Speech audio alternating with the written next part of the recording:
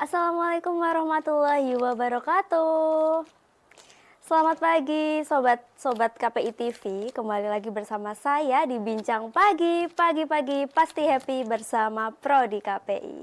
Dan kali ini pemirsa sobat KPI TV, kita sudah memasuki edisi ke-172 dan di spesial Ramadan kali ini kita akan mengangkat tema Circle Positif Ramadan Produktif. Kira-kira siapa ya narasumber kita pada pagi hari ini? Narasumber kita pada pagi hari ini sangat spesial sekali karena kita kedatangan langsung narasumber yang menjadi psikoedukator bahkan teman bertumbuh. Langsung saja beliau Kak Ratih Tahiyatur SAK CT CMT. Selamat pagi Kak. Pagi Kak, Assalamualaikum. Waalaikumsalam. Bagaimana Kak kabarnya? Baik kabarnya. Kak itu alisnya kayak permanen Kak. Aduh. Kan cantiknya permanen. Aduh Kak. Ya Pakai ampun. spidol ya. Aduh iya. Aduh Kak Ratih ini agak bingung ya ini manggilnya Kak atau Ibu ya. Ini kayaknya masih satu umuran ya. Kamu 17 tahun ke atas Iya. Kak? Ya kalau aku ke samping. Bisa gitu ya Kak Rati. Ini manggilnya Kak Rati aja. Boleh, ya biar panggil Kak. kelihatan masih seumuran. Kan Iya, emang betul. seumuran ya wajahnya ini juga. Gimana kabarnya? Kak? Baik, Alhamdulillah. Sehat Kak? Alhamdulillah ya Kak. Ini kan tadi lihat gelarnya Kak Rati ini sangat panjang sekali ya. Boleh dong Kak, kita penasaran nih pengen kenalan lebih dekat sama Kak Rati. Oke, terima kasih. Assalamualaikum Sobat KPI TV. Saya Ratih Tahiyatur. Saya 20 tahun yang lalu berkegiatan di sini di Unisnu. Alhamdulillah senang rasanya kembali ke sini. Saya Ratih. Aktivitas saya sekarang adalah bergelut di bidang psikologi klinis. Begitu. Saya punya 2 hak cipta. Yang pertama adalah hak cipta metode membaca yang alhamdulillah sekarang sudah ada 15 cabang Gen A dan terus bertumbuh. Mohon doanya. Dan yang kedua adalah hak cipta tentang membasuh luka pengasuhan dengan teknik TMTA. Dari situ kami di Gen A membersamai teman-teman perempuan, sobat perempuan ataupun orang tua gitu dalam rangka menyelesaikan luka batin dan luka pengasuhan melalui metode self healing empathy chair. Seperti itu Kak. Oke, ini agak menarik ya yang membasuh luka. Apa tadi Mam? Membasuh luka pengasuhan. Membasuh luka pengasuhan. Nah itu para perempuan-perempuan atau gimana Mam? Betul. Luka pengasuhan, luka batin itu kan banyak diderita oleh kita yang kurang bisa mengekspresikan aliran perasaan kita. Nah, luka itu menjerat kita ketika dewasa. Cirinya apa? Kita jadi mudah stres, mudah depresi, tidak bisa achieve apa yang kita inginkan, seperti ada yang menahan gitu. Nah, itu dikeluarkan lukanya melalui proses-proses terapi atau membasuh luka. Seperti itu. Oke, nah ini yang ikut boleh kayak remaja-remaja gitu Mam? Oh, boleh banget. Nanti habis lebaran kita akan ada batch 3 Selasar Pulih Membasuh Luka Pengasuhan. Teman-teman boleh ikut agar bisa sembuh kemudian tumbuh menuju pribadi yang sehat secara psikologis. Oke, ini menarik banget nih teman-teman buat sobat-sobat KPI TV ataupun mahasiswa luar Jepara ataupun mahasiswa Unisnu sendiri boleh banget ikut nanti kegiatan di batch 3-nya ya Mam. Siap Kak. Oke, kemudian yang hak metode membaca ini kan aku tadi sempat baca-baca kayak ada Gen A gitu ya Mam. Itu kayak gimana sih Mam konsepnya? Oke. Metode baca Gen A itu terlahir gara-gara anak saya yang paling kecil nggak mau sekolah TK. Jadi aktivitas Gen A adalah aktivitas metode dengan 7 langkah. 7 langkah Gen A ini memungkinkan anak-anak itu didekati secara jenius bahagia.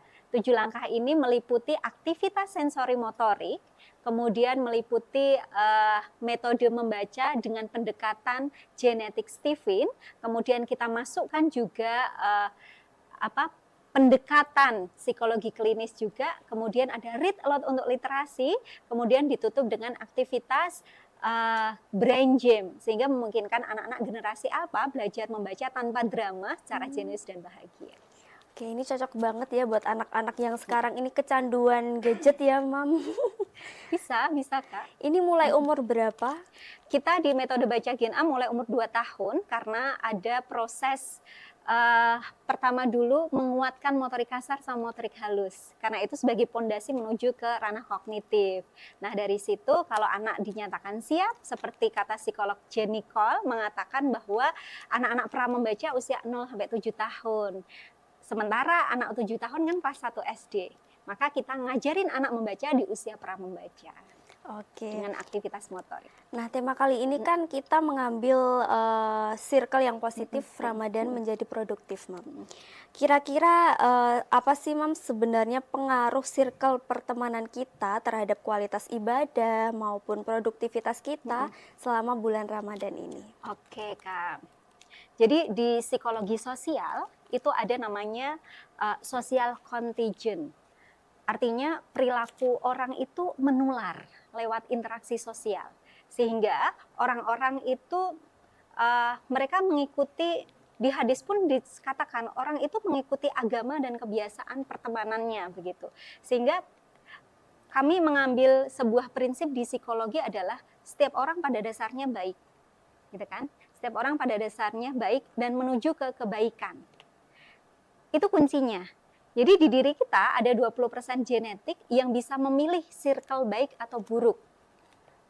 Masalahnya 80% lingkungan kalau kita sudah nyemplung, lingkungan ini yang akan membelokkan dan membawa arusnya. Maka kalau ditanya apakah pengaruh circle pertemanan itu sangat mempengaruhi, tapi pilihan utama di kita. Kita mau masuk atau enggak? Mau masuk yang baik atau masuk yang enggak baik. Seperti itu, Kak. Mungkin kayak gini ya, Mam, kalau misal kita mau berteman, semuanya bisa berteman, tapi tergantung ke diri kita juga ya, Mam. Betul, karena orang yang suka arisan akan berteman ke orang yang suka arisan. Orang yang suka ke kafe pasti akan nyari teman yang suka ke kafe, betul? Betul. Orang yang suka olahraga nyari teman yang suka olahraga, betul kan? Betul. Jadi kitalah yang mengendalikan proses pemilihannya. Berarti memang tergantung ke diri kita sendiri juga, teman-teman ya. Jangan asal-asalan ya, Kak. Berarti. Betul, Kak. Kemudian kita membahas circle nih, Kak. Kira-kira gimana sih, Kak, seharusnya kita ini mencari teman yang memang baik untuk membawa pengaruh baik ke diri kita sendiri dan relevan konsep tersebut dengan kondisi kita sebagai mahasiswa di era sekarang ini. Oke. Jelas ya, ini dari kecil kita sudah sering diomongkan tentang sebuah hadis. Kalau kita di hadis itu menyebutkan orang baik itu seperti minyak wangi, betul? Pernah dengar ya, Kak ya? Orang buruk itu diibaratkan seperti tukang besi atau kayu bakar begitu. Kalau kita belum baik tapi berteman dengan orang baik, itu artinya paling tidak kita tercium wanginya. Kalau kita berteman dengan tadi pandai besi gitu, kita akan tercium aroma sangit, apa ya bahasa Jawa, sangit, aroma bakarnya. Itu artinya orang baik akan membicarakan tentang ide, program, gagasan, sehingga dia growth mindset. Orang biasa atau sangat biasa, dia itu cirinya suka membicarakan tentang orang, gibah, stalking, dan teman-temannya, FGD namanya, fokus gibah discussion. Bukan forum group discussion ya, Kak. Fokus gibah discussion, Kak. Itu panduan memilih. Selalu kembali ke diri kita. Kalau kita misal berteman dengan orang yang memang circle-nya positif dan grow mindset, jadi kita ikutan maju ya, Kak, kayak ada perkembangan gitu. Kita karena jadi setiap orang semangat. membawa aura, Kak. Coba saya tanya Kakak, ketika saya ngomong kuburan, apa rasa yang tertangkap? Lebih ke sadar akan diri sendiri ya, Kak, untuk lebih memperbaiki diri ke depannya karena kita di dunia ini cuma Lebih sementara. kesadar. Ada rasa sedihnya nggak? Iya, ada. Ada. Kalau saya ngomong tentang kafe, apa rasa yang muncul? Lebih ke untuk kita santai. Santai, senang gitu ya. Maka setiap tempat aja punya aura, punya ruh, punya gelombang. Orang juga sama. Apalagi circle ya, Kak. Betul. Jadi ketika Ratih disebut, ketika nama kakak disebut, itu pasti akan membawa gelombangnya. Maka akan jelas orang baik, orang tidak baik kita akan merasakan. Oke. Di fenomena seperti sekarang nih Kak, kira-kira kita kan mudah mengikuti kebiasaan teman-teman di sekitar kita dibandingkan kita mempertahankan prinsip yang sebetulnya sudah kita yakini sendiri. Kira-kira penjelasan yang lebih mendalam terkait hal itu ada nggak sih Kak? Oke. Kita itu lebih mudah mengikuti kebiasaan teman atau prinsip sendiri. Iya, kadang kan mungkin ada orang yang kayak ewoh gitu loh Kak. Kayak ewoh itu apa ya? Nggak enakan. Nggak berani berbeda gitu ya. Oke, di psikologi ada namanya normatif sosial influence. Orang itu nggak berani berbeda. Kebutuhan dasarnya adalah diterima di kelompok. Maksudnya teori ini begitu. Sehingga orang itu kepengennya menyesuaikan diri, tidak berani berbeda, atau tidak berani dikucilkan atau takut dikucilkan. Sehingga inilah yang akan memberikan efek tekanan sosial secara smooth. Dia halus, tapi tiba-tiba kita kayak ketarik gitu, kena pasir hisapnya. Ikut-ikutan ya Kak? Betul Kak. Maka Ramadan ini sebetulnya momen yang baik sih, ngeriset semuanya gitu. Coba, nggak pernah pakai sarung, ke kampus tiba-tiba Ramadan pakai sarung. Kira-kira aneh apa normal? Saya rasa normal gitu kan, karena momennya pas gitu. Kita yang nggak pernah pakai gamis gitu misal, tiba-tiba Ramadan tiap hari pakai gamis, itu normal. Maka Ramadan ini prosesi yang bagus untuk ngeriset diri kita secara smooth. Sama seperti tadi normatif sosial influence, kita menormatif diri kita sendiri untuk nge-influence diri kita dengan kebiasaan-kebiasaan baru, dan itu smooth, nggak akan terlihat berbeda gitu. Kadang kan ada orang nih Kak yang kayak takut kalau nggak ikut nanti takut dikucilkan atau gimana. Kayak misal sesimpel ini, kadang ada mahasiswa yang ikut-ikutan temennya. Kalau temennya ikut organisasi A, dia nggak ikut, nanti dia nggak punya teman. Kalau dia pengen ikut organisasi B misalkan, tapi temennya itu nggak ikut, jadi dia takut. Itu wajar sih Kak. Jadi gini, usia menurut Erik Erikson di psikologi sosial, di usia adolescent gitu ya, 15 sampai 25 tahun adalah usia mencari jati diri. Dia social rules yang dicari. Maka stimulasi atau biar kita selesai di fase ini adalah kita cari betul-betul sebetulnya kebutuhan dasar saya apa, prinsip utama saya apa. Di sini kita akan menjadi social rules, kita akan jadi. Kalau enggak, kita akan seperti buih di lautan, kayak lagi. Aduh. Nah, kayak gitu Kak, tinggal kita milih yang mana. Oke.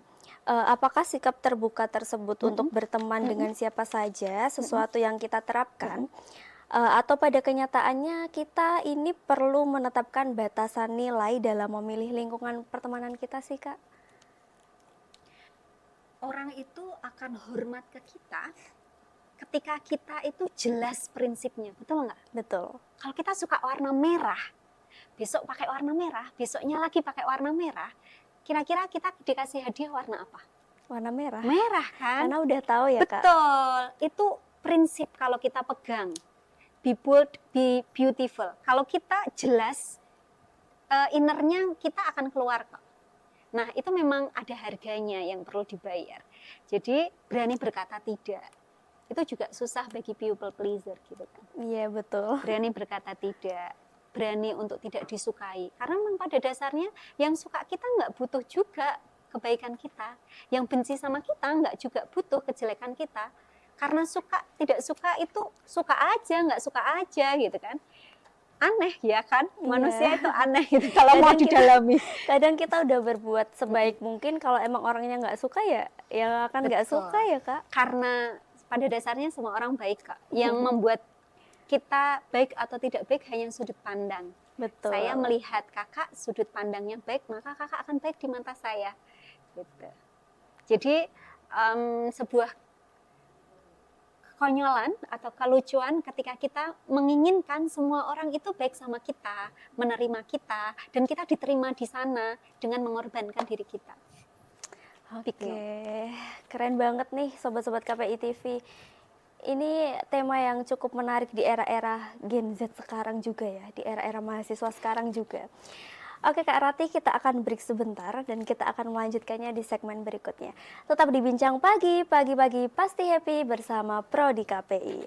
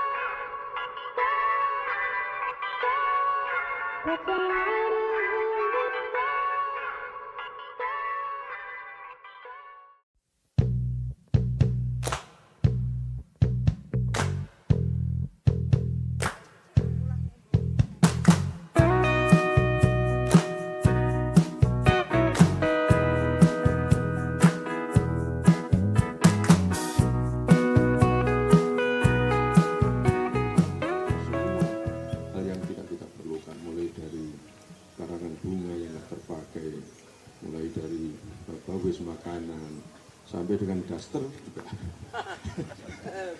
dibuang gitu.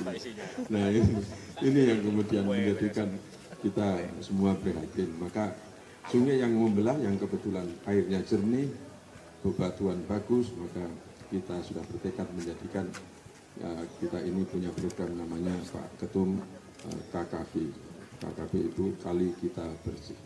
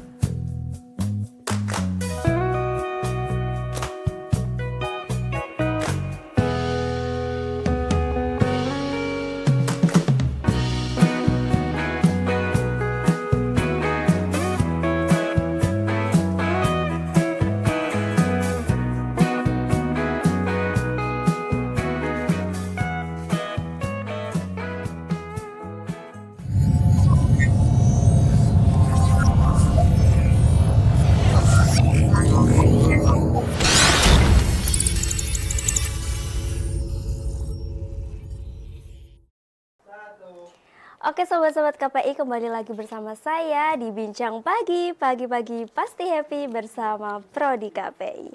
Masih bersama Kak Rati ini ya. Siap Kak Oke Esa. Kak Rati, melanjutkan ke perbincangan yang sebelumnya ya Kak Rati.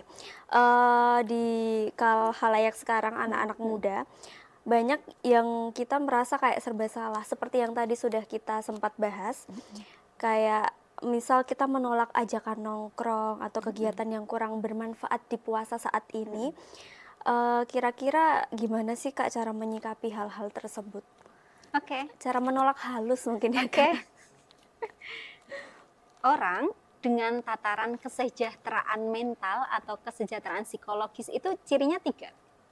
Ketika pikiran, perasaan, sama perilakunya sama. Nah, ketika ada undangan datang ke kita, pikiran perasaan kita nggak sinkron sama omongan dan perilakunya, ditolak aja.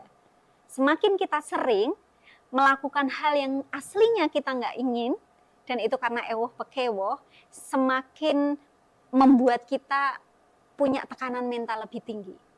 Mau menyakiti diri sendiri secara psikologis? Kalau enggak, berani berkata tidak dengan cara elegan. Gitu. Caranya adalah, kan ini momen-momen yang pas gitu kan saat Ramadan. Misal tipsnya adalah kasih alasan jujur tapi santai. Stop man, Ramadan, tepar. Oh, Gak bisa. agak Sorry ya, dikasih guys, itu gitu. ya candaan juga ya, Iya. kayak di era sekarang. Nggak bisa pegang kepala ini. Nggak Itu kan kuat, bisa kayak gitu. nggak kuat bro. Nggak kuat sis gitu. Atau pakai alternatif lain. Gimana kalau habis terawih gitu. Gimana kalau habis subuh biar nggak tidur maksudnya kita jalan-jalannya jogging gitu Orang ya. yang ngajak juga udah kok habis subuh.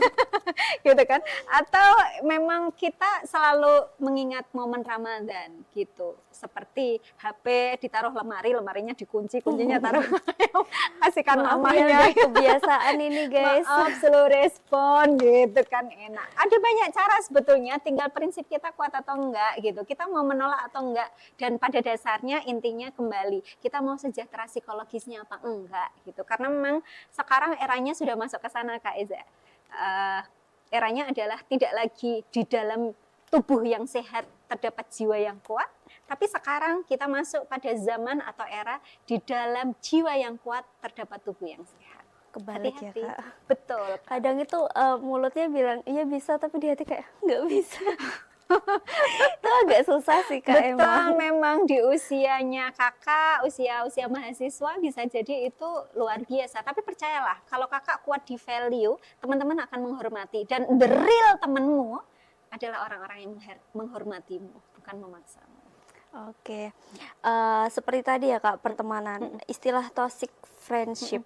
Belakangan ini kan udah sering kita dengar ya, apalagi di media sosial udah banyak sekali yang membahas terkait itu. Tapi nggak semua orang itu bisa langsung mengenali istilah tersebut. Terutama kalau misal kita udah berada di lingkungan yang memang toxic tersebut ya, kira-kira apa saja sih Kak tanda-tanda yang harus kita waspadai dari circle yang toxic, khususnya di lingkungan kampus atau organisasi sendiri? Oke Kak, saya mau mengangkat sebuah pepatah Cina ini. Pepatah Cina ini mengatakan bahwa orang atau mereka yang masih suka menyalahkan orang lain, perjalanannya masih panjang. Orang yang suka menyalahkan diri sendiri, dia sudah separuh perjalanan. Dan orang yang tidak menyalahkan siapapun, dia sudah sampai. Artinya apa? Orang-orang dengan ciri-ciri toksik adalah orang-orang yang setiap pembicaraannya masih ada tendensi menyalahkan orang lain, bahkan menyalahkan diri sendiri. Itu termasuk toxic ya Kak? Jangan-jangan itu kita loh. Kita sendiri berarti bisa ya Kak? Coba dicek. Apakah kita pribadi yang selalu mengkambing hitamkan diri sendiri, menyalahkan diri sendiri? Atau membungkus diri kita dalam membungkus kegagalan kita dengan kata malas? Atau sebaliknya begitu kan, maka orang-orang toksik adalah orang-orang yang tidak mengindahkan ciri psikologi positif paling optimal atau kondisi psikologis paling optimal. Indikatornya ada 5. Perma, jangan kasih S depannya, jangan. Oh, iya, ingat ya sobat-sobat KPI. Perma gitu ya. Perma. Jadi orang-orang dengan indikator kesejahteraan psikologis paling optimal itu punya 5 ciri, yaitu perma, jangan kasih S depannya. P-nya adalah positive emotion, artinya orang toksik nggak punya emosi positif, vibe-nya itu negatif gitu. Kerasa kan? Pembawaannya juga ya Kak? Betul. Ketika ada orang lewat kan kita kerasa, orang ini hangat, heartwarming banget, orang ini itu judes, orang ini baik hati, itu kan kerasa gitu. Dia itu people pleaser banget, kerasa gitu. Yang kedua engagement atau mindful. Orang-orang yang ketika punya tugas dia mindful, nggak sedikit-sedikit terdistract begitu. Itu nggak toksik untuk diri sendiri sama orang lain juga. Kalau orang yang nggak mindful, orang toksik biasanya mencari teman atau bukan mendelegasikan apa ya, tanggung jawabnya minta diurusi orang lain gitu kan. Terus relationship, orang yang toxic biasanya relationshipnya adalah aku, keakuannya masih tinggi. Kalau nggak aku atau semua karena aku, keakuannya masih itu. Kemudian kalau ada permasalahan sedikit langsung menyalahkan orang lain gitu, relationship. Yang keempat adalah meaning.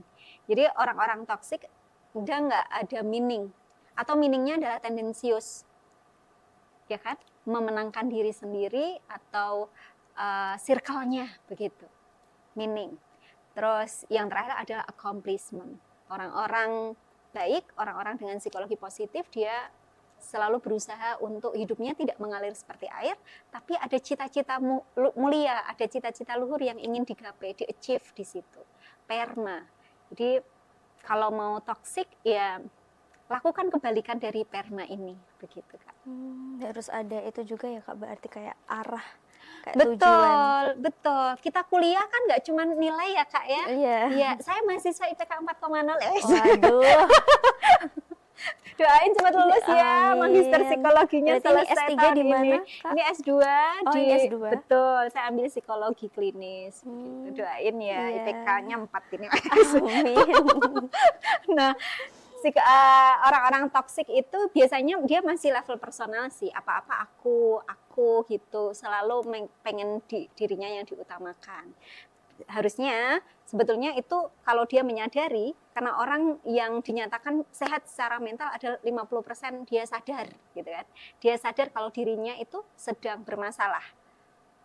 Saya tidak akan selalu menyebutkan kamu baik, orang lain tidak.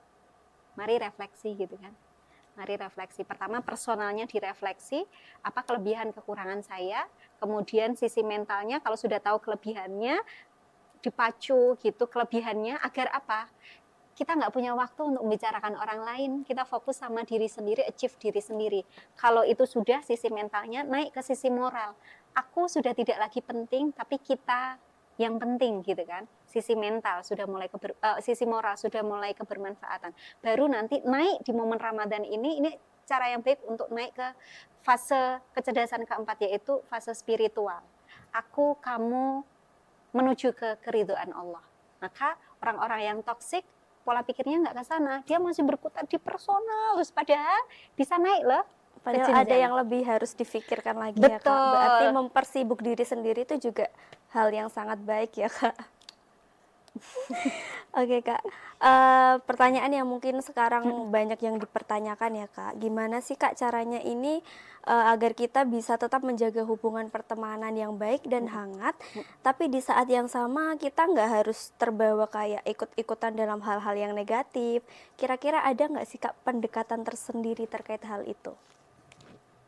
Punya value based friendship kalau saya bilang. Yuk, miliki value pertemanan, nilai-nilai pertemanan. Sehingga itu akan menjadi batasan. Nilai paling gampang apa sih? Ingat pesan mama. Ingat pesan orang tua. Iya. Jadi tidak ada orang tua yang tidak baik sama anaknya. Saya menyadari usia adolescent, usia kakak-kakak sekarang ini, saya juga ya, Iya, 17 kita kan tahun ke samping. seumuran Kak, gimana sih Kak? Jadi usia adolescent itu adalah usia yang mementingkan teman daripada keluarga gitu kan, normalnya. Tapi kalau mau jadi extraordinary, yuk prinsip-prinsip dari rumah, nasihat orang tua, nasihat orang-orang yang sayang sama kita itu dijadikan tameng, dijadikan benteng. Bahwa aku baik, kamu baik. Menarik tapi aku tidak tertarik begitu. Dan nggak apa-apa. Nggak apa-apa untuk tidak disukai. Bahkan ini kan kita sudah belajar juga di semasa SMA atau sekarang kita ikut UKM gitu kan. Jadi tidak semua pendapat kita akan disetujui. Ketika kita jadi leader pun tidak semua akan suka sama kita. Betul. Gitu. Prinsip Kak. Prinsip diri sendiri juga ya Kak. Kalau di era sekarang kan di dunia media digital ya Kak, media sosial juga, kita kayak membentuk semacam circle digital ya. Seberapa besar sih Kak pengaruh circle digital ini terhadap pola pikir di era sekarang, bahkan perilaku kita, khususnya ini di bulan suci Ramadan ini? Pernah nggak Kakak berpikir atau membayangkan sesuatu, begitu buka media sosial langsung keluar, loh kok keluarnya ini gitu. Iya ya, Pernah? Kak. Kadang iya pernah ya, Kak. Bahkan sebelum kita mencari loh ya. Iya, kadang kayak kita lagi merasakan suatu hal, tiba-tiba kita buka media sosial, loh kok ada kayak kata-kata yang pas. Quote-quote akhirnya jadi status. Iya. Hati-hati. Jangan menormalisasi kakak-kakak semuanya quote, lagu, apapun yang mendayu atau apapun yang merasa mewakili hati kita untuk kita jadikan status. Karena apa? Hati-hati, kita itu punya potensi membagikan gelombang positif atau gelombang negatif. Bisa jadi itu satu status, tapi bayangkan status itu dibaca berapa. Biasanya kalau kakaknya status berapa? Bisa ratusan kan yang lihat. Kalau Iya, orang betul. itu juga menarik frekuensi kita. Karena gini, orang yang punya energi negatif itu berada di frekuensi yang sama dengan orang-orang yang tendensinya sama terhadap kita. Jadi negatif satu, kita akan ketemu orang-orang yang punya negatif satu ke kita. Gitu. Jadi status kita yang membawa gelombang, membawa emosi, itu akan ditangkap dengan orang-orang dengan emosi yang sama. Padahal kita pengennya merilis emosi, betul? Betul. Kita maunya keluar dari kita nggak pengen punya circle toxic gitu kan. Tapi ternyata media sosial ini yang kita ambil dengan emosi, dengan gelombang. Emosi bukan marah ya. Maksudnya emosi adalah dengan sepenuh jiwa ketika kita Perasaan. betul gitu. Ketika kita share, itu akan menarik orang-orang dengan frekuensi yang sama. Kalau kita sedih, maka orang-orang yang datang orang-orang yang sedihnya sama. Betul ya, Kak. Justru kan kita malah semakin ketarik. Ya kan? Kita jadi makin tambah Kasih sedih atau risetnya. tambah Betul. itu ya, Kak. Berarti emang kalau misal ketemu kayak quotes-quotes kayak gitu yang mungkin menampilkan perasaan yang sama, itu mending di-skip atau gimana, Kak? Kalau saya selalu pakai jurus 4 hormon bahagia. Jadi apapun kondisi kita, karena kita manusia hidup gitu ya, pasti punya perasaan. Perasaan itu up and down, naik turun gitu. Maka pakai rumus 4 hormon bahagia yang disingkat dengan DESO atau DOSE. DESO lah ya. Dopamin, endorfin, serotonin, sama oksitosin. Aktivitasnya apa? Nanti di akhir kita jelasin. Oke. Yang jelas kalau media sosial kita ternyata nggak sehat nih, kita sudah merasa nggak sehat, unfollow aja. Ditutup gitu. Itu satu. Yang kedua, kalau kakak kepengen mengecualikan status kita, jangan cuma satu orang ya. Kecualikan satu circle yang kita suka ataupun tidak kita suka. Kenapa bisa begitu? Dengan mengecualikan satu orang, itu akan menjadi bumerang ke kita, betul? Nanti Bisa ada yang itu ya, lihat Kak. kan, kok aku nggak lihat sih, loh kan Jangan gitu. di privasi. Iya kan gitu, nggak enak kan. Jadi kalau mau mengecualikan satu circle, itu lebih aman. Dan kalau boleh saran kakak-kakak, seusia adolescent ini kan, usia mahasiswa itu kan lebih suka curhat ya, betul nggak Betul. sih? Suka banget curhat gitu ya. Iya. Milikilah circle yang berbeda yang tidak diketahui circle sebelumnya.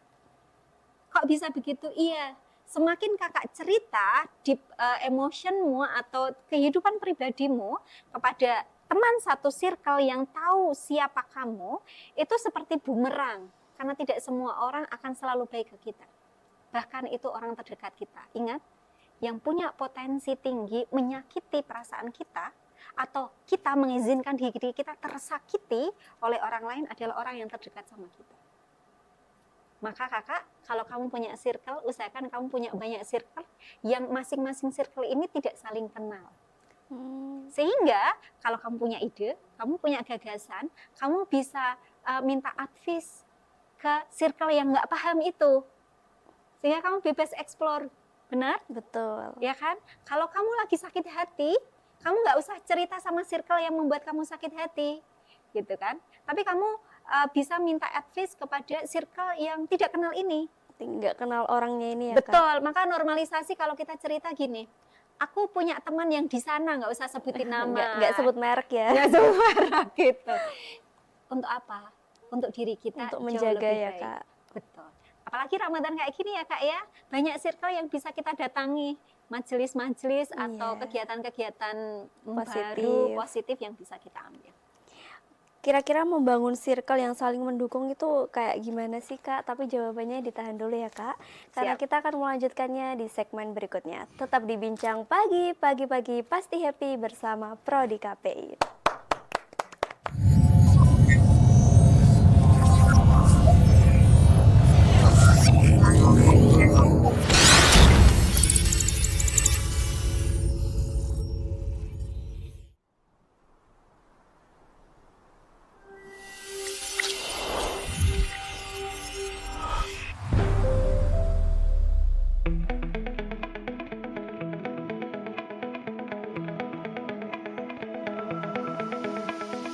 Selamat datang di Unisnu Jepara, tempat di mana mimpi, inovasi, dan masa depan bertemu.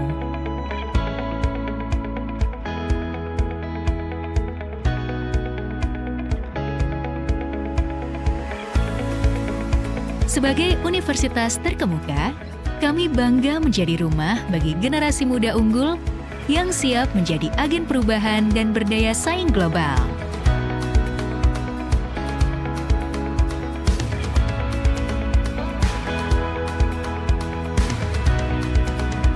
Kami Unisnu Jepara berkomitmen untuk meningkatkan kualitas proses belajar mengajar dalam rangka untuk menjadikan mahasiswa kita memiliki kreativitas dan inovasi dalam rangka merespon tantangan Indonesia ke depan. Seluruh kegiatan universitas ini tentu ditujukan agar mahasiswa menjadi manusia-manusia yang unggul di masa yang akan datang.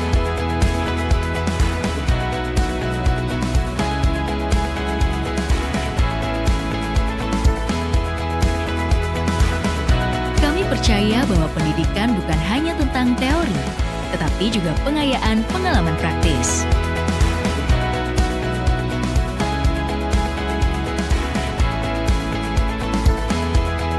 Kehidupan kampus yang dinamis dilengkapi fasilitas modern dan pemanfaatan teknologi informasi yang lengkap, memastikan mahasiswa untuk berkembang secara akademik, sosial, dan emosional.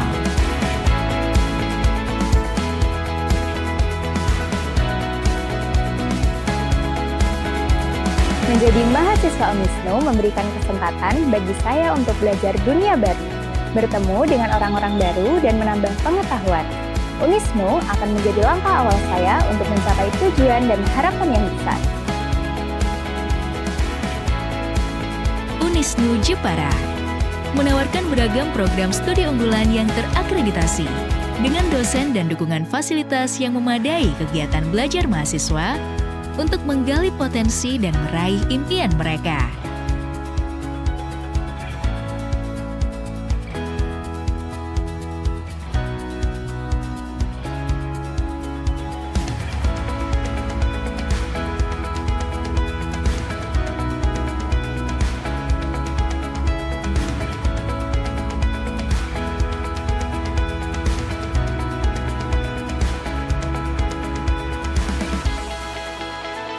Here, I did not only learn about the science and management, but also about myself.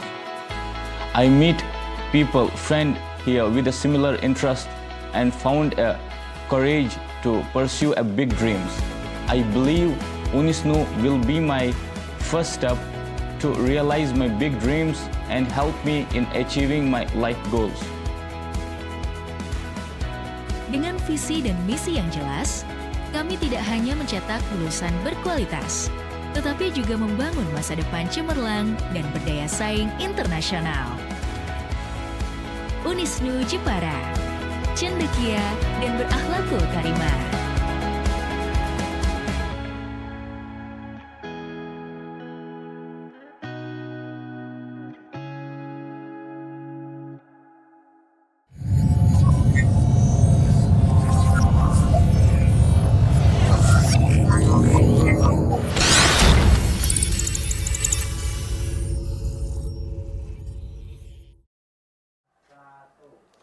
Oke, kembali lagi bersama saya di Bincang Pagi, pagi-pagi pasti happy bersama Prodi KPI. Oke, masih bersama Kak Ratih. Masih semangat ya Kak? Walaupun puasa, tapi kayak nggak kelihatan puasa ya. Oke, melanjutkan perbincangan sebelumnya nih Kak, tentang langkah konkret yang harus kita lakukan untuk membangun circle yang mendukung serta saling mengingatkan terkait hal kebaikan. Oke Kak Esa, langkah konkretnya ya, punya circle positif dan tetap produktif gitu ya. Ingat prinsip PERMA yang tadi saya sebutkan. PERMA itu adalah prinsip yang dicetuskan sama Martin Seligman. Martin Seligman adalah tokoh yang mencetuskan teori namanya teori flourishing atau kesehatan psikologis paling optimal. PERMA jangan kasih S depannya. P1 adalah positive emotion. Ingat prinsip selalu punya emosi positif. Karena apa? Kata Robert Cooper yang mencetuskan teori nasib, perasaanmu akan muncul menjadi pikiranmu. Pikiranmu akan menjadi perkataanmu, akan menjadi tindakanmu gitu kan. Kemudian tindakan akan menjadi kebiasaan, kebiasaan akan menjadi karakter, dan karakter itulah akan terlihat punya nasib baik atau nasib buruk dari karakter kita. Maka positive emotion itu kunci yang pertama. Yang kedua adalah prinsip engagement. Prinsip hadir penuh, sadar utuh, ngeflow banget sama pekerjaannya. Jangan sedikit-sedikit terdistrak. Lagi ngerjain tugas, tesis, atau skripsi, ada yang ngejak hangout, jalan gitu. Wah ini kayaknya ngomongin diri sendiri nih. Gitu. Jadi kalau memang kita punya fokus yang banyak, kita punya tanggung jawab yang banyak, yuk mulai manajemen waktu dengan mindful gitu. Mindful tanpa L double, tapi L-nya satu aja, mindful gitu. Yang ketiga relationship. Jadi mulai petakan circle dan minta sama Allah, ya Allah ini hari bulan yang baik, pilahkan aku alam semesta yang memang aku butuhkan, yang baik menurutmu gitu. Jadi selalu mulai tingkatan doanya tidak memaksa seolah-olah kita Tuhan. Contoh, ketika saya minta jodoh, ya Allah kalau dia jodohku, jodohkan. Kalau dia bukan jodohku, jodohkan sih. Dipaksa ya. Doanya kalau sudah mendewasa nggak gitu ya. Iya. Kalau mau pilih circle yang baik menurut Allah kan kita nggak tahu gitu ya. Tapi doanya adalah ya Allah perjalankan aku sesuai maumu gitu. Pernah gitu. Maka relationship-nya juga sama. Ketika kita tidak disukai, tidak dicintai, dibenci sama 1-2 orang, maka ambil tarik hilmahnya, masuk ke proses 4 meaning, ambil hikmahnya. Kenapa Allah menjadikan kondisi ini? Apa sih yang mau diinginkan? Oh, ketika saya kena smiling depression, ketika saya pernah kena depresi gitu, kenapa Allah hadirkan situasi ini? Oh, ternyata Allah menginginkan saya terlahir kembali dari situasi ini. Kamu akan menjadi seseorang yang berbeda. Ketika kamu pernah jatuh, kamu bisa tumbuh berbeda, kan begitu. Semangatnya nambah ya Kak juga. Betul, pernah patah, maka kita diizinkan untuk tumbuh berbeda, bukan di tempat yang sama gitu kan. Dan bisa jauh lebih baik. Ada meaning. Jadi stop circle-nya yang mengalir seperti air, pokoknya semuanya dimasukin, enggak. Tapi kita punya kemerdekaan memilih. Itu ciri orang-orang yang sehat jiwa dan raga. Merdeka memilih, tidak dalam tekanan. Bahkan itu dari dirinya sendiri yang merasa tidak ingin diabaikan atau dikucilkan. Yang keempat ada accomplishment. Guru saya mengatakan, Babi Jamil Al-Zaini, kalaulah hidup itu akan diberikan ujian, pembeda antara kita hidup dan mati, maka pilih ujianmu sendiri. Dengan cara apa? Bangun habit-habit baik, habit accomplishment gitu. Maka kita tidak akan punya waktu lagi untuk mengurusi kata-kata orang lain. Karena aku sudah sibuk dengan ujianku sendiri. Kalau kita bikin ujian kita sendiri kan kita tahu kisi-kisinya. Iya. Kita tahu soalnya. Sehingga kita dengan bahagia menjalani soal yang kita buat begitu. Itu prinsipnya. Habitnya apa? Habitnya saya nggak akan ngomong tentang aktivitas karena kita bukan anak SD gitu ya. Yang perlu didoktrin, ngaji, tadarus. Karena baik menurutmu, perlu direframing, baik dan buruk menurutmu itu belum tentu baik dan buruk menurut Allah gitu. Kalau ternyata sakit menurutmu itu buruk, tapi ternyata ketika kamu sakit kamu malah sering tadarus, berarti itu baik atau buruk? Kan Baik begitu. ya berarti ya. Reframing orang. Maka aktivitas di sini adalah aktivitas habit yang menumbuhkan 4 hormon begitu. 4 hormonnya apa? Yang pertama adalah saya selalu menyebutnya hormon DESO, DESO. Setiap hari nih. Prinsipnya tadi PERMA, aktivitasnya adalah yang memunculkan hormon bahagia. 1, dopamin. Aktivitas apa sih yang memunculkan hormon dopamin? Nah, yuk kita ajak circle kita untuk beraktivitas fisik. aktivitas. Kalau kita sekolah ya sekolah, kuliah begitu ya. Ngerjain tugas sampai ngerjain tugas begitu. Olahraga gitu. Itu dopamin, bergerak. Kalau kamu scrolling itu nggak dopamin tuh namanya. Gitu kan. Nggak dopamin yang sehat gitu. Yang kedua, E-nya adalah endorfin. Kamu aktivitas fisik tertarget. Misal hari ini saya mulai hari dengan jalan 6.000 langkah gitu. Ketika saya jalan jogging itu dopamin. Kalau endorfin adalah saya jalan yang tertarget. Ada targetnya Ada ya, Kak? targetnya, betul. Hari ini saya ngerjain tesis, saya mau saya selesai bab 1 gitu. Kalau bab 1 sudah, wah itu kan timbul perasaan seneng banget gitu kan, Iya. itu endorfin. Kemudian S-nya adalah serotonin. Serotonin hanya akan dapat ketika kita aktualisasi diri dan percaya diri. Bisa 2 yang kita pilih, mau kebendaan atau inner beauty-nya. Kalau kebendaan berarti apapun yang kita pakai performanya, baju baru, gamis baru ini. Gamis baru. Mau lebaran. Dari teman saya, penjahit namanya Modiste Hosiati. Jadi aktualisasi diri apa yang kita pakai atau brandnya kita gitu, otaknya kita atau kemampuan kita. Jadi nggak ada cara yang lain untuk dapat serotonin terbaik kecuali belajar begitu. Nah, yang ketiga adalah oksitosin. Oksitosin kita dapat ketika kita punya relationship yang hangat, ada pelukan, ada tepukan. Misal Kak Eza, baik-baik aja Kak, sehat Kak, gitu beneran baik Kak. Coba lakukan itu pada temanmu, tatap matanya. Kalau kamu melihat temanmu sedang tidak baik-baik saja, yang dia butuhkan satu, orang yang mau mendengar dan menyapa, apakah kamu baik-baik saja? Wah, itu seketika hormon oksitosinnya akan keluar dengan dengan tulus begitu. Nah, aktivitas Ramadan yang membangun circle baik dan juga membuat kita produktif adalah aktivitas yang memproduksi 4 hormon ini. Seperti itu Kak Esa. Kalau di lingkungan kampus ini kan mungkin ada banyak sekali ruang untuk melakukan hal tersebut ya Kak, mulai dari komunitas, UKM, organisasi, hingga mungkin kajian rutin yang kita lakukan di kampus. Kira-kira seberapa sih Kak peran lingkungan tersebut dalam membantu kita untuk membentuk circle yang positif? 80% Kak. Kenapa bisa? Teman-teman yang tergabung dalam sebuah komunitas atau kelompok atau circle, kamu pengen menjadikan circle kamu dosa jariah atau sedekah jariah. Itu kunci. Dosa jariah adalah seperti butterfly effect. Satu, aktivitas yang kita lakukan dan itu ada followernya, aktivitas negatif nih. Misal, yuk keluar yuk cari baju gitu. Puasa-puasa panas lagi gitu kan. Kecuali cari baju, kemudian satu, mokel ya.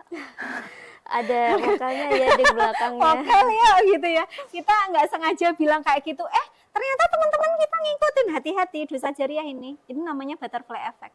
Jadi satu gelombang yang kita pancarkan dan diikuti oleh orang lain itu bisa membakar semuanya gitu.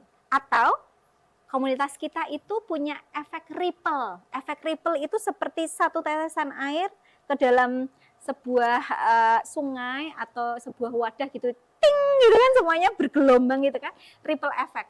Jadi satu tetesan kita ternyata membuat kebaikan semua orang. Itu namanya sedekah jariah akhirnya. Maka kalau kakak penggerak di organisasi, kakak mau punya efek ripple atau efek butterfly. Gitu. Penting banget. Karena dia 80% mendominasi. Siapa yang menggerakkan? Hukum Paretonya 20% orang ini, kalau kakak mau menjadi penggerak, maka jadilah penggerak dengan energi ripple effect. Maka akan menjadi sedekah jariah yang tak terputus. Berarti walaupun bercanda, kalau kita bercanda mau kali ada yang mau beneran, berarti itu termasuk dosa ya teman-teman, nggak boleh ya. Ingat ya Sobat KPI TV, nggak boleh seperti itu ya. Mungkin ini pertanyaan ya. pertanyaan yang agak sensitif nih Kak. Tapi penting untuk kita bahas secara terbuka di sesi kali ini. Kalau kita sudah merasa circle kita ini kurang memberi dampak yang baik, apakah kita perlu mengambil jarak? Dan kalau misal jawabannya iya, bagaimana caranya melakukan itu dengan sikap yang tetap elegan? Pertanyaan saya, lebih penting mana? Pertemanan atau jiwa kita yang sehat? raga kita yang sehat. Lebih penting jiwa kita ya Kak. Kalau sudah stres, depresi, siapa yang bertanggung jawab? Jadi kita sendiri ya. Diri kita sendiri. Iya, kalau cuma stres sama depresi. Kalau sudah sampai self harm, menyakiti diri sendiri, siapa yang rugi gitu? Kita sendiri ya Kita Kak. sendiri. Orang, kita kan bertanggung jawab sama diri kita. Orang itu supporter kok. Pada akhirnya, orang yang paling setia dan menemani seumur hidup kita adalah diri kita sendiri. Maka jangan korbankan diri sendiri. Pertanyaan yang terus keluar adalah ketika kita memeluk diri kita, Rati, apakah kamu bahagia hari ini? Rati, apakah kamu senang hari ini? Itu yang terus diomongkan ke diri kita. Gitu. Maka kalau itu penting, jaga jarak. Kalau memang orang itu menyakitiku dan orang yang punya potensi paling besar menyakiti kita adalah orang-orang yang terdekat dengan kita. Orang-orang yang circle-nya terdekat sama kita. Jadi gimana caranya? Kalau kamu punya kemampuan asertif, lakukan itu. Komunikasi asertif, bicarakan, alirkan. Karena luka batin, luka pengasuhan itu terjadi mengendap di emosi kita ketika tidak diekspresikan. Misal, Kak Eza, aku mau ngomong. Aku kemarin kecewa loh. Gitu. Aku kecewa karena A, B, dan C. Cuman ketika aku pikir-pikir lebih dalam, ternyata maksudmu tuh baik.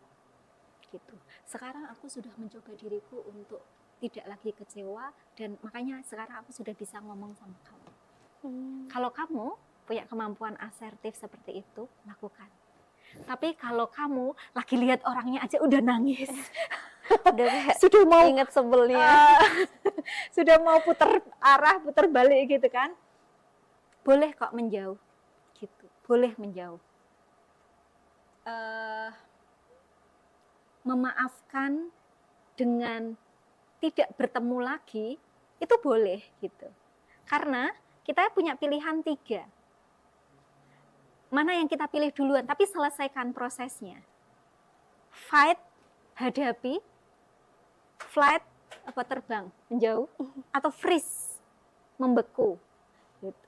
Kalau kamu punya mental baja, fight dengan perilaku asertif. Ngomong langsung, aku mau ngomong sama kamu, boleh enggak? Ini tentang ini, gitu. Perasaanku begini, yang kupikirkan begini, apakah itu benar? Jadi don't assume, just ask, tanyakan gitu. Kalau mental kita tidak sekuat itu, kita punya jiwa resilient yang mudah patah tapi mudah juga bangkit. Resilientnya adalah nge-freeze dulu boleh kok. Wait and see, lihat. Oh ternyata aku nggak baik-baik saja. Oh ini ternyata sakitnya seperti ini ya. Gitu. Yang terakhir flight, menjauh. Gitu. Menjauh untuk apa? Menyembuhkan diri sendiri dulu. Gimana caranya? Mundur pelan-pelan, teratur. Karena prinsipnya orang yang suka sama kita itu nggak butuh alasan. Yang benci sama kita juga nggak butuh alasan. Gitu. Kita punya sejuta alasan kok untuk ngomong, aku lagi ini, begitu. Tapi ada tapinya Kak, jaga jarak dan tidak membicarakan tentang dia kepada siapapun. Kan di kebiasaan kita gitu, sama kakak misal, aku nggak apa-apa kok gitu. Tapi sama yang lain, tahu dong. Diceritain gitu ya Kak. Jangan. Kalau masalahku bersamamu, maka selesaikan. Omonganku sama kamu aja. Kalau masalahku sama dia, aku akan selesaikan sama dia.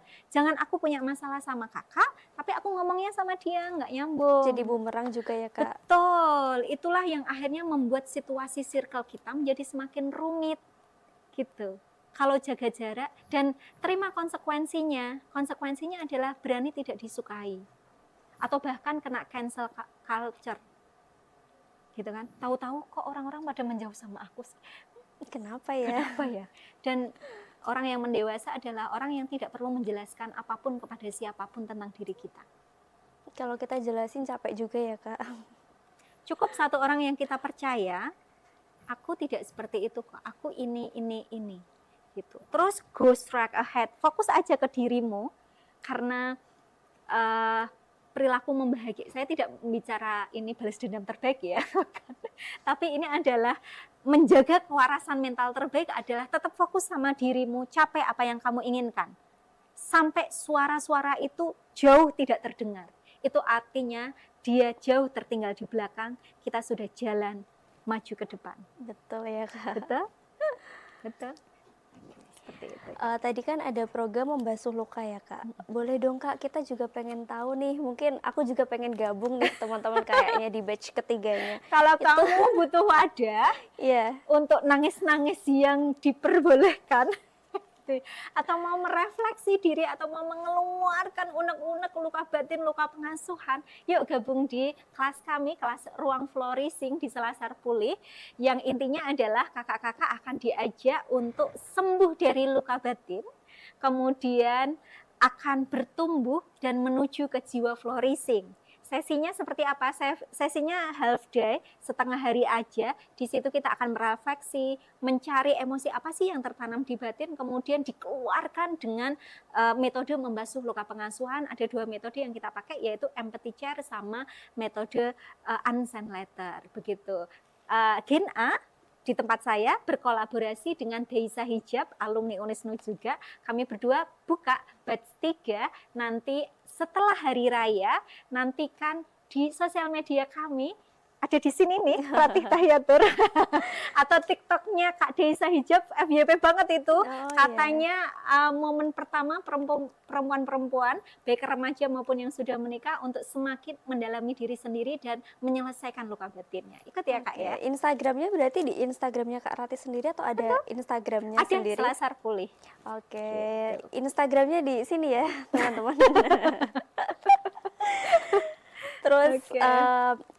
kira-kira nih Mam, kalau misal kita mengikuti kegiatan tersebut, agar tidak itu juga ya Mam, tidak memendam rasa luka dan sebagainya. Soalnya apalagi di era sekarang ini kan banyak kayak berita-berita kalau kita memendam kayak luka malah jadinya kayak penyakit ya Mam. Kakak, ibarat di dalam jiwa kita itu seperti balon. Balon itu ada namanya, balon marah, balon kecewa, balon emosi, cemas, gitu kan, macam-macam. Nah, setiap perasaan yang kita pendam tidak diekspresikan, itu dia akan ada satu tiupan. Kalau itu perasaan kecewa terhadap teman kita, satu circle kita misalnya, itu akan tertiup. Kata siapa, sabar itu batasnya, nggak ada. Balon ini di titik tertentu dia akan terjadi ledakan. Nah, ledakan inilah yang kita sebut seperti stres, depresi, anxiety disorder yang memang sudah tidak bisa tertangani secara normal. Begitu. Pantikannya nggak banyak kok. Pantikannya cuma 1 titik jarum aja yang membuat semua ledakan. Pernah nggak Kak Esa itu marah, tapi pemicunya nggak sebanding sama ledakan marahnya? Iya pernah. Pernah, semuanya jadi salah gitu kan. Ada orang terdekat kayak ikut disalah-salahin gitu. Itu kan mie hitam kan. Iya. Aslinya itu kan ya udah muntuk-muntuk banyak di dalam hati, nggak bisa keluar. Tapi ada satu pemicu yang sebetulnya itu sepele gitu. Kadang-kadang membuat ledakan yang besar. Nah, Karena itu udah namanya ditahan luka. itu ya. Betul, itu luka batin. Nah, kalau sudah selesai luka batin Kak Esa, masuk ke istripreneur. Oh, oke. Oh iya, aku kemarin kayak denger-denger itu kayak Kak Ratih itu ya melaunchingkan buku, betul? Betul. Jadi kami ya di Yayasan Istripreneur Bisahabat yang sejak 2017 kita dirikan bersama-sama dengan teman-teman itu, kita melaunchingkan buku dampak dari Istripreneur Bisahabat, bekerja sama Unisnu Press. Kerja sama Unisnu sendiri ya. Untuk melaunchingkan sebuah buku yang isinya adalah proses transformasi perempuan-perempuan di Jepara dan yang di luar Jepara, karena kita juga ada yang di Papua, di Magelang dan sebagainya. Proses transformasi mereka untuk memahami dirinya, peran dirinya sebagai istri perempuan maupun sebagai diri sendiri. Yang endingnya jelas, yaitu memahami fitrah feminitas istri dan maskulinitas suami, menjadikan suami sebagai pemimpin keluarga, suami istri saling ridho, anak-anak bahagia, dan keluarga toto titi tentrem. Nanti habis lebaran kita buka batch 14, kita sudah ada 14 batch. Oh kalah ya? Salah ya. KPI TV 170. 100 berapa ya tadi? Ya, pokoknya nanti 172. doain ya nasib baiknya seperti KPI TV, Oke, Unisnu gitu ya. Kita buka batch 14 untuk membantu perempuan-perempuan mencapai pemahaman fitrah fundamental sebagai istri, perempuan maupun diri sendiri. Mahasiswa boleh ikut? Boleh banget. Justru mahasiswa perlu ikut Iya. biar persiapan kalau sudah menikah paham banget gitu ya. Mempelajari dulu ya, peranannya. Kak. Betul. Itu kayak komunitas berarti ya, Kak? Betul, komunitas yang kami butuh legalitas karena kami ingin menaikkan level kebermanfaatannya, bisa berkolaborasi dengan banyak lembaga sehingga kami ambil yayasan Istripreneur di Sahabat Indonesia. Itu yayasannya di Jepara sendiri Di atau? Jepara dan sudah dapat apresiasi secara nasional, Kak. Wah. Jadi juara 1 2 kali dari Perpusnas RI, begitu yang satu adalah divideokan oleh Perpusnas RI sebagai komunitas yang memberikan dampak kepada anggotanya. Oke, saya dulu juga pernah ikut itu, Mam, komunitas Perpusnas yang di Pendopo Jepara itu ya. Mungkin kita pernah ketemu di situ kali. Bisa jadi, Kak, ya. Seperti Oke, itu, Kak. kita mungkin bisa itu ya, Mam, berarti kayak gabung di komunitas tersebut juga ya. Sangat bisa. Jadi bisa ikut Istripreneur di Sahabat, bisa ikut ruang flourishing di Selasar Pulih untuk kakak-kakak semua yang kepengen menjadi seorang mahasiswa yang memancarkan aura circle positif bagi teman-temannya. Apalagi ini momen Ramadan nih, tulis apa ya, achievement atau rencana-rencana yang akan kita lakukan untuk menjadi diri kita lebih baik. Oke, ini tadi ada banyak yang harus kita ikuti ya, teman-teman. Ada 3 program tadi ya berarti.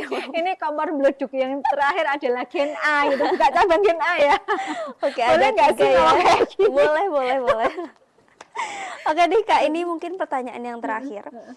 Ini yang paling kita tunggu-tunggu karena sifatnya mungkin agak actionable. Target produktif apa sih yang realistis untuk kita capai bersama Circle selama Ramadan ini? Baik itu dalam bentuk challenge ibadah bersama, gerakan sedekah, maupun proyek sosial yang nyata yang bisa kita wujudkan bersama-sama. Oke, cek kembali aktivitas kakak-kakak semuanya. Karena kita orang yang mendewasa bukan, kita adalah orang yang merdeka memilih, sehingga cek kembali aktivitasmu, lihat apakah aktivitas itu baik dan benar, aktivitas itu baik dan bermanfaat dengan 5 indikator flourishing tadi. PERMA, yang pertama adalah positive emotion, apakah aktivitas yang kamu jalani memberikan emosi positif, kalau iya tingkatkan kualitasnya. Yang kedua adalah engagement, apakah aktivitasmu membuat kamu ngeflow di pekerjaan itu, di aktivitas itu, kalau iya tingkatkan kualitasnya. Kalau tidak, change strategi, bikin aktivitas baru begitu. Aktivitas baru yang memberikan dampak positif dan passion banget sama kamu. Yang ketiga adalah relationship. Apakah aktivitasmu itu membuat pertemananmu dengan circlemu semakin erat, seperti program kerja UKM, komunitas, maupun remaja masjid, atau di dalam keluarga sendiri relationship. Kalau itu sahur bersama membuat bonding keluarga jadi, berarti itu relationship-nya dapat, gitu kan. Kalau itu ternyata tidak, berarti change strategi. Oke, atau ubah strateginya menjadi relationship bondingnya dapat gitu. Yang keempat adalah aktivitas apakah itu ada meaningnya, rebahan sambil nunggu buka puasa, apakah boleh? Kalau kamu tipe-tipe introvert dan itu membuat kamu semakin tadabbur alam, boleh gitu. Tapi kalau kamu tipe extrovert yang rebahan itu enggak kamu banget, boleh ngabuburit yang lebih bermanfaat, yang ada meaningnya, begitu. Kalau ngopi bagimu baik karena kamu membicarakan tentang ide, berarti ngopi itu baik, gitu kan? Nunggu setelah terawih gitu ke kafe, ngopi ke kafenya bukan untuk hanya selfie doang, atau joggingnya untuk foto langkah pertama terus pulang. Beda kan ya, nggak ngasih efek baik, berarti change strategi atau tingkatkan kualitasnya biar lebih meaning. Yang terakhir ada accomplishment. Yuk kasih target Ramadanmu dengan aktivitas yang ada achieve-nya, ada capaiannya. Menurutmu kalau kamu suka Quran berarti capai tingkatan Qur'annya. Kalau kamu suka menyendiri dan mengevaluasi diri sendiri, tazkiyatun nafs, lakukan itu. Kalau kamu orang yang aktif bergerak, sampai tanggalmu semuanya sudah bunderan merah semuanya karena bukber, lakukan itu. Jadikan kamu achieve bukber terbanyak sepanjang masa gitu kan, yang hanya bolong di bukber tanggal pertama sama tanggal terakhir, boleh lakukan itu kalau kehadiranmu memang bermanfaat untuk orang lain. Maka tidak ada pengguruan di aktivitas target produktif, tapi pastikan setiap aktivitasmu dievaluasi, dikurasi, dinilai ulang apakah sudah sesuai dengan prinsip PERMA itu tadi. Saya ulang ya, positive emotion, engagement, relationship, meaning, dan accomplishment. Oke, Masya Allah sekali teman-teman. Kita kasih Saya boleh applause. tepuk tangan untuk diri sendiri.